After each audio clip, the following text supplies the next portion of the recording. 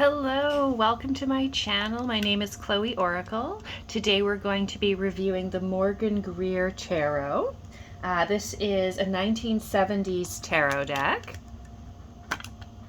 and it is by Bill Greer, illustrated by Bill Greer, and that's under the direction of Lloyd Morgan.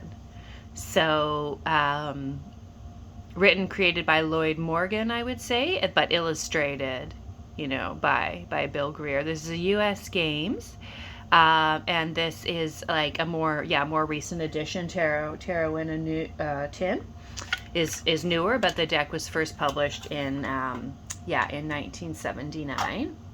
So let's take a walk through here of the Tarot in a Tin edition. So the size is great, and the tin, as you know, that just protects the cards nicely. You can throw it in your bag. I've taken this many times to the seaside, dog park where my puppy will just run around off leash, and I'll be able to sit on my blanket and pull some cards and look at the ocean. So great for taking to the beach, taking to the park. Tarot in a tin is just such a fantastic thing, right? So this is one of the more interesting cards in the deck, I would say. This is the Wheel of Fortune, that we see this fellow actually falling up, and that meaning of what goes up must come down. So I do resonate with that meaning for this card for sure. I have evolved a bit in the way where over time I do tend to think of it more as like, an optimistic card being associated with Jupiter astrologically. That expansion and optimism and luck. But of course, keeping in mind the reality of that escalated quickly and potentially being some risk as well. But I love that interpretation there. Okay, let's see.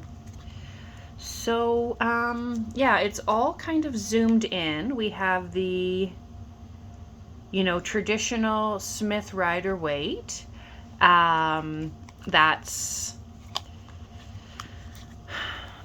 the style of it, but then it's done in the 1970s. So we've got the sideburns, we've got the mustaches, we've got the long hair, right?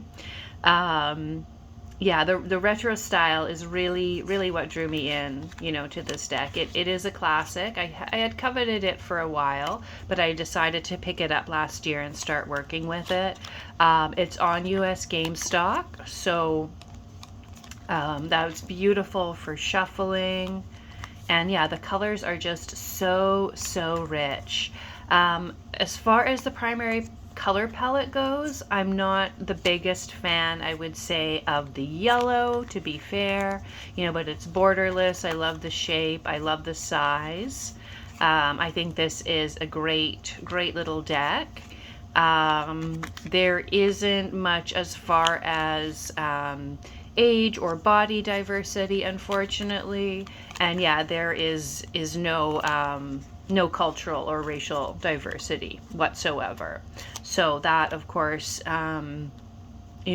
not the case nowadays. We're able to find more diverse decks. So that part can be a bit jarring. Like, the yellow is already jarring, and that they're blonde people, right? So yes, exactly. But this is beautiful. This is maybe my favorite card, or at least one of my favorite cards. In the deck for sure. Love that interpretation. But it's all zoomed in. I think that's what's really special about this card. I love that close-up perspective.